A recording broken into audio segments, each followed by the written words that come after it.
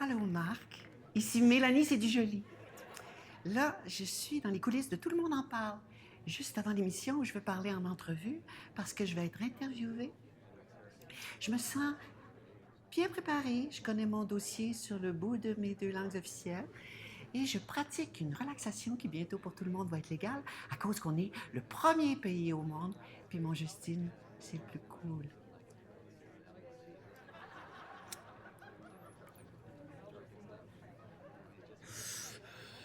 Oh!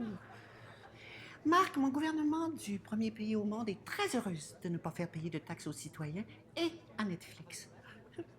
C'est une innovation créative qu'on a créée pour l'évolution d'un écosystème innovateur que notre gouvernement innove sans cesse par le biais de. Bon, je sais que des pays comme Paris, la Norvège ou la Haute-Australie font payer des taxes à Netflix. Mais nous, au Canada, on a fait beaucoup pire. Un deal de 100 millions par année, Marc, pour 5 ans.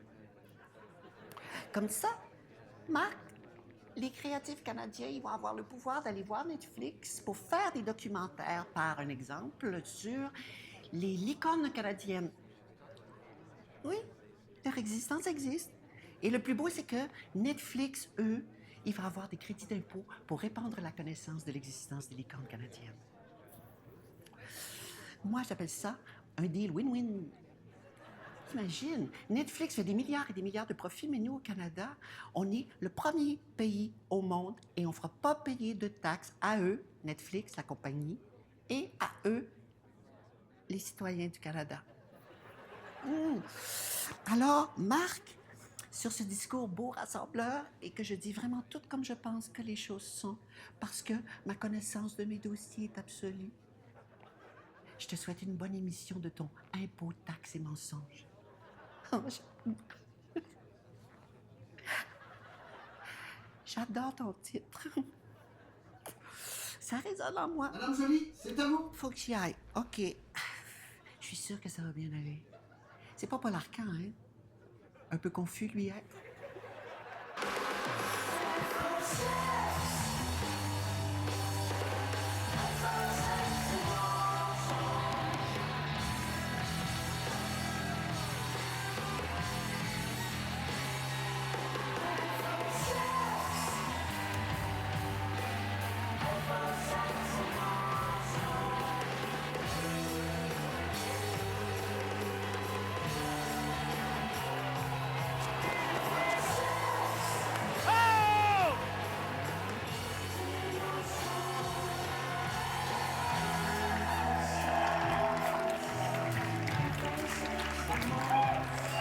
Merci à tous, merci!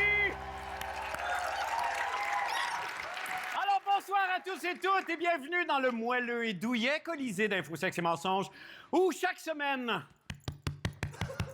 Mémère Labrèche te tricote ta courte pointe d'informations sexées dans laquelle tu pourras te lever jusqu'à ce que tu recommences à te faire les jambes en avril. Parce que oui, ma douce publique, moi, je t'aime au natural. D'ailleurs, je le dis souvent à ma jolie femme, il n'y a rien comme ta barbe de 3 jours pour me donner le goût de repeupler le Québec. Bon, alors, juste avant de commencer, là, permettez-moi d'emblée ici d'enlever un court instant, mon masque de clown pour parler modestement et brièvement de ce qui s'est produit à Las Vegas. Bon, il y a sûrement rien d'ironique ou de sarcastique, évidemment, à dire là-dessus. On a à peine terminé d'identifier les victimes. Il y a encore des gens qui luttent entre la vie et la mort. Alors, au-delà de vraiment l'incompréhension partagée par tout le monde, je suis certain, et la tristesse, moi, je ne peux que compatir et espérer, c'est ça au fond, comme tout le monde, probablement, qu'un jour, enfin, les Américains cesseront de considérer comme leur deuxième liberté la plus essentielle et légitime au monde, celle d'acquérir des armes dans des boutiques comme cette boutique à Vegas où le fou s'est procuré quelques-unes de ses 70 armes, cette boutique au titre aussi étrangement, absurdement américain que Guitars and Guns. Et c'est malheureusement pas une blague. Alors voilà, je voulais juste dire que mon petit et grand cœur québécois est humblement ces jours-ci tout avec les Américains, pour autant que ça vaille. Alors merci, j'avais juste besoin de dire ça pour le dire comme ça. Mais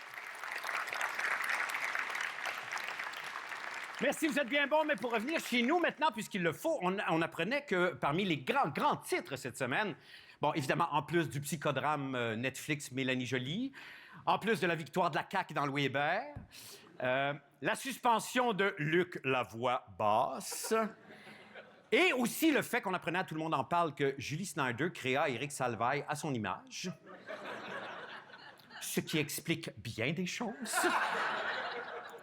J'y reviendrai. On apprenait donc, grosse nouvelle de la semaine, qu'un tout petit chihuahua tout cute a été sauvagement dévoré par un coyote dernièrement à Montréal. Un coyote. À Montréal.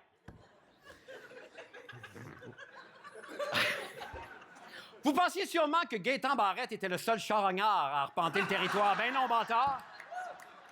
Et il ne s'agirait pas d'un incident isolé, car depuis quelques mois, il y a une quinzaine de citoyens qui ont signalé la présence de coyotes sur l'île de Montréal. Alors je vous en conjure, en ces temps troubles de par le monde, soyez prudents, et particulièrement si vous passez près d'un rocher et que vous voyez une grosse enclume écrit « Acme ». Oui,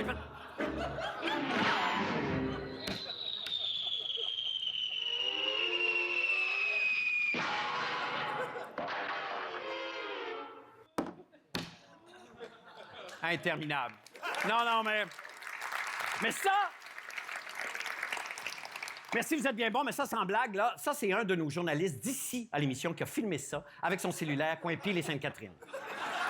Quand même incroyable. Voilà donc une autre énigme mise à jour par l'équipe d'inlassables journalistes d'ISM. Yes! Alors, ma public, il y a devant toi un nouveau maître de l'enquête à Radio-Canada. Alors, si jamais je disparaissais dans des circonstances mystérieuses, allez fouiller dans le coffre de char de Marie-Maude Denis ou dans les sacoches à vélo d'Isabelle Richer. Yes! Oh, pardonnez-moi. Oh, j'entends... Oh, yeah! Oh, ben, j'entends... Hey, oh, pardon, j'entends quelque chose. Évidemment, éternel gag que je refais depuis 30 ans, j'entends quelque chose dans mon oreillette qui n'existe pas. On m'a averti que contre toute attente, l'équipe d'Esprit Critique, oui, cette autre émission phare d'RTV, a enfin acquiescé à ma demande et à ma grande joie de venir critiquer mon premier bloc d'émission afin de m'aider à m'améliorer. Oh, si vous saviez comme je suis comblé. Allons vite les rejoindre sans plus tarder. Grands esprits critiques, vous acceptez de critiquer mon émission? Enfin, mon premier bloc. Grands esprits, êtes-vous là? Quoi? On est en onde? Oui, on est en onde, mon petit homme. Les cheveux sont comment? Lâche-toi le casse, mon homme. Il n'y a pas un chat qui regarde ce show-là pour te regarder le pompadour, tu sais. Fait que vas-y fort. Critique tout, là, la brèche, il est capable d'en prendre. Moi, j'ai rien à dire. Je suis même plus sur ce show-là. Bonsoir tout le monde et bienvenue à Esprit Critique, notre grand plateau culturel sur la culture québécoise. Marc Cassivi ici, Rebecca est encore au maquillage et va venir nous rejoindre. Fabien, j'imagine. Cette semaine à l'émission, est-ce qu'il y a trop de critiques culturelles dans la culture québécoise? Moi, j'ai ma petite théorie là-dessus. C'est super méta, d'ailleurs, comme approche. Et, ben, moi, en ce qui me concerne... Là, Cassivi, Calis, c'est pas ça qu'il te demande. Il veut juste que tu critiques son premier bloc. Ça, c'est facile. Ça, c'est comme taquer un poisson dans les hauts fonds, là. Ça prend pas Einstein pour visser une ampoule. OK, mais moi, c'est parce que je voulais quand même savoir de quel genre de critique on parle. Parce que, évidemment, il y a une critique qui est genre Saut 2016. Alors que je pense que nous ici, en tout cas, en ce qui me concerne, moi, je pense qu'on est plus comme vraiment 2017. Fais juste ton beau, là, puis parle donc comme une personne normale, Chris. Ça me rappelle quand j'étais au souper du Festival de Cannes organisé par Paramount, Matt Damon m'avait dit sensiblement la même chose entre deux huîtres Gilardo, qui sont parmi les huîtres les plus chères au monde. Hey, Calvaire, je peux-tu juste te dire, là, c'était pas bon, la brèche, c'était pas bon, ton bloc. Puis si tu veux mon opinion, là, moi, je viens de la Beauce, je suis capable de... Parlant d'opinion, ça me rappelle ce qu'Emma Stone me disait au souper de la Warner, entre deux gorgées de Veuve Clicquot et de délicieuses bouchées de blini au caviar. Elle me disait, Marc Cassivi, parce que... On s'entorche de tes soupers à Cannes, Cassivi. Torche comme dans torche. Je trouve tellement sympa de me remettre régulièrement à ma place comme ça, parce que ça me déboulonne le mythe, ça me fait rire. Et c'est important que je ris parce que j'ai une théorie là-dessus, parce que quand je ris, mes lèvres pulpeuses se détendent à l'horizontale. Et ça, ma femme aime ça, les enfants aussi adorent ça. Je ris beaucoup à l'horizontale quand je joue au soccer dans le Myland avec mes enfants. Hey, sais-tu quoi? Moi, je vais aller me torcher tes anecdotes sur d'autres shows qui me payent plus cher, OK? Tu salueras Rebecca. Ciao, ciao. Je l'adore. C'est un béotien, Fabien. En fait, Fabien, c'est un fabéotien.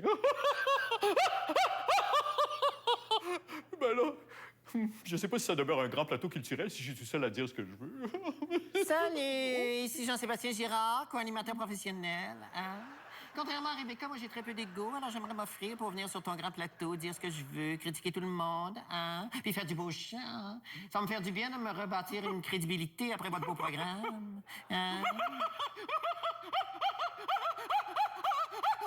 Il va exploser. C'est fait. Musique, hein? C'est la recette de nos vedettes que l'on apprête avec bonheur. C'est la recette de nos vedettes que l'on apprête avec chaleur. Tout le monde, de retour après la pause. Je t'aime, maman. Je te ferai bien.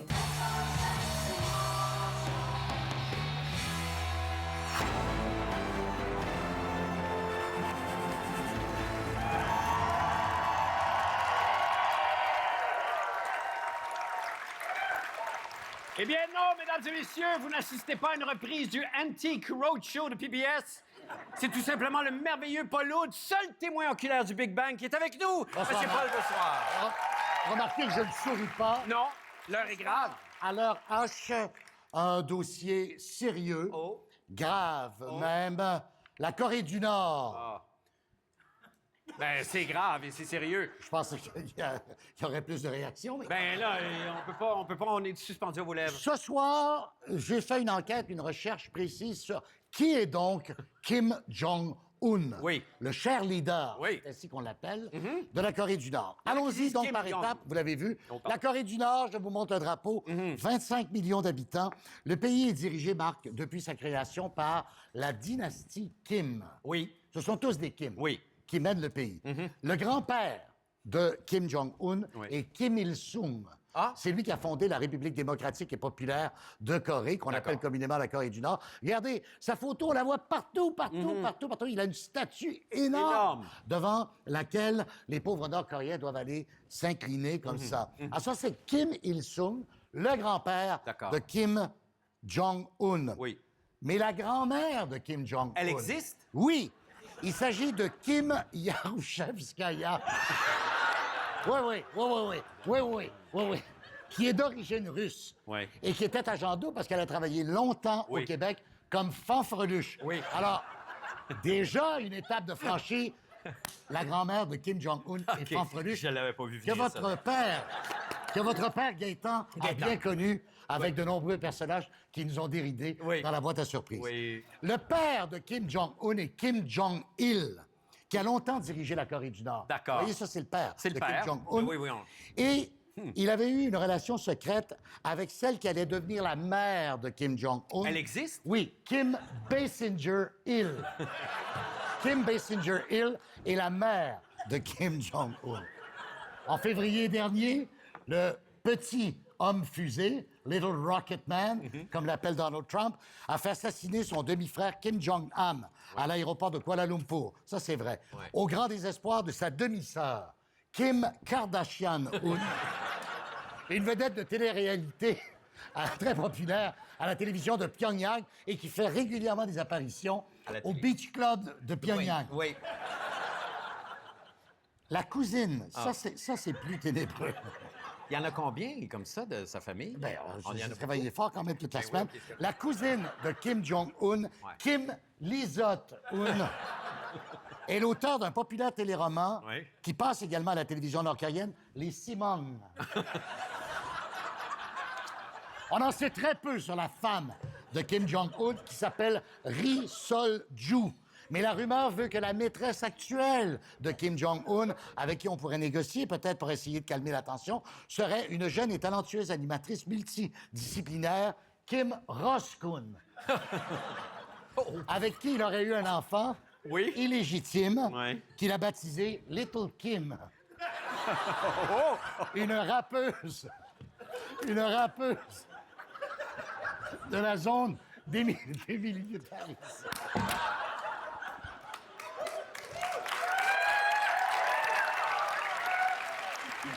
Ben, C'est une rappeuse. oui. Ben oui. On avait compris. On avait compris. C'est une rappeuse. C'était le merveilleux Paul Oud dans un moment de délicieuse, extravagante folie. Merci infiniment, Paul. On se retrouve tout de suite après la pause. Ia.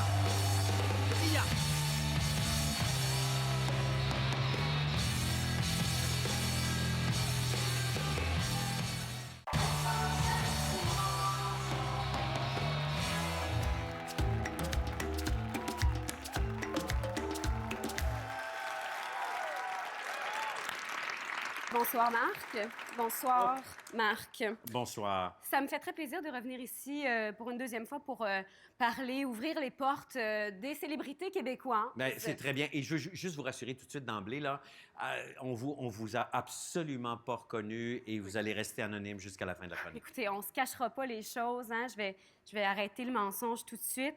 Et j'ai vraiment... Ça tourne autour du pot trop longtemps. Je vais juste dire que ce soir, je suis ici pour dire la vérité. Donc, j'enchaînerai tout de suite avec un premier potin. Alors, on pouvait lire dans le Hollywood PQ cette semaine, Marie-Pierre Morin n'est pas enceinte, mais elle animera Face au mur à TVA. Et ça c'était très difficile pour Marie-Pierre. C'est pas drôle. Ça, c'est pas drôle, la gang. Marie-Pierre, elle était très, très déçue de ne pas être enceinte. Elle était down. Elle se demandait qu'est-ce qui allait pouvoir combler ce vide-là de la maternité, le bonheur de pouvoir élever un être humain, un être d'amour. Ben oui. Je veux dire, donner la vie. Ben, expulsé. Expulsé.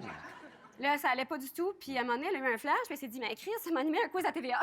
Et là, elle est tellement extatique, Marie-Pierre. Elle est comme, oh my God, j'ai jamais été aussi heureuse de toute ma vie, c'est le plus beau jour. C'est ça. Donc, comme quoi, tout est dans tout. Ah oui, c'est exactement. C'est exactement Quelle ça. belle nouvelle, quand même. Dans le Hollywood PQ, toujours, on craque pour le nouveau chien trop mignon d'India Desjardins. Oui. C'est son chum! c'est que là, j'essaie de source sûre. Je suis allée faire des recherches. C'est quelqu'un très proche d'India Desjardins, Marianne Verville, qui m'a dit c'est son chum. Oui, c'est vrai. On a trouvé une photo de son chien pour vous montrer la différence. Oui, entre c'est vrai. les deux Ouais, personnes. c'est bon. Non, c'est bien de préciser. C'est ça. simple, mais il faut quand même le faire. Oui, des fois, parce que quand on dit que des fois, les titres, ils disent pas tout, voilà. Exactement. C'est les recherches qu'on fait. Et on va terminer ça avec un dernier potin, Oui, Marc, allez-y. assez rapidement, parce qu'on Allez-y, sait que mystérieuse. c'est toujours trop long, cette émission-là. Nico Archambault est tanné de se faire tripoter. Ah ouais. Écoutez, je vais profiter de la tribune que j'ai présentement pour juste lire un petit quelque chose. OK. Une lettre que j'ai scellée d'un baiser. OK. OK. Cher Nico, oh, c'est parce que c'est mon nom, je peux pas le dire. On peut pas le dire. Voudrais te présenter mes plus plates excuses. Je pensais vraiment que... Mais je comprends, là. J'avais mal lu les signaux. Il y avait eu ce long moment où on se regardait dans les yeux. En tout cas, moi, ça m'a semblé interminable parce que tu étais en chest et mon œil fuyait sans cesse vers tes abs. J'ai dû me forcer sévèrement pour rester dans le miroir de ton âme. Bref, je suis vraiment sorry. Bisous. OK. Et là, j'ai signé que je ne peux pas dire mon nom non plus. Ben non, évidemment. Donc, je sais que ce soir, on n'a pas accompli beaucoup de choses, mais il y a eu des excuses qui ont été faites et il y a quand même certains voiles de mensonges qui ont été levés sur la vie secrète des gens connus au Québec. Merci infiniment. Merci. Mystérieuse. Inconnue. Bravo. Ben oui, merci. Rentrez bien. Et là... Merci, Sexy Public. Et là, je te laisse avec un petit cadeau, bonbon chouchou, parce que, oui, moi, ton animateur, j'ai eu l'honneur, moi, d'aller sur le plateau d'Olivier, la série Olivier, qui est basée sur, comme on sait, sur l'enfance de José Lito Michaud, pour rencontrer un conseiller spécial sur l'émission. Et ça a été un grand moment d'émotion pour moi que ça me fait plaisir de partager avec vous. On regarde. Alors, petit José Lito, bonjour.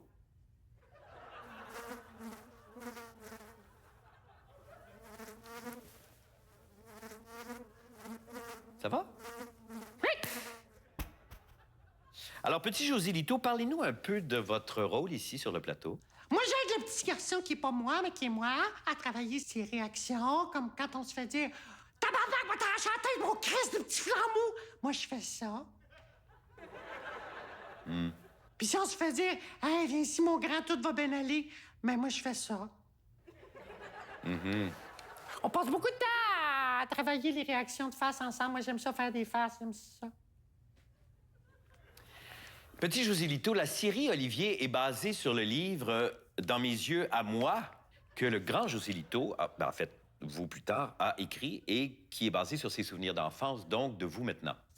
Est-ce que vous sentez une connexion avec le Joselito adulte? C'est sûr?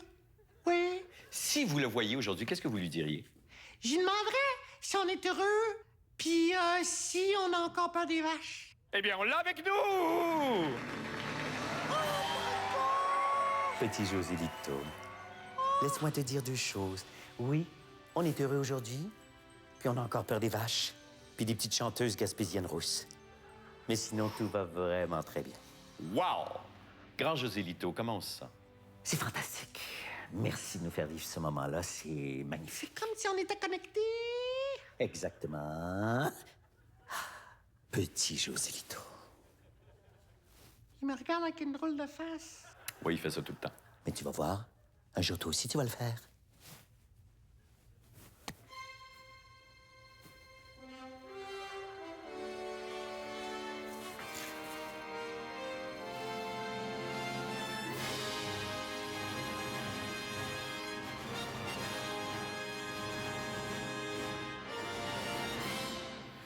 Mon Dieu, c'est comme le mouvement perpétuel. Je pense que je vais y aller.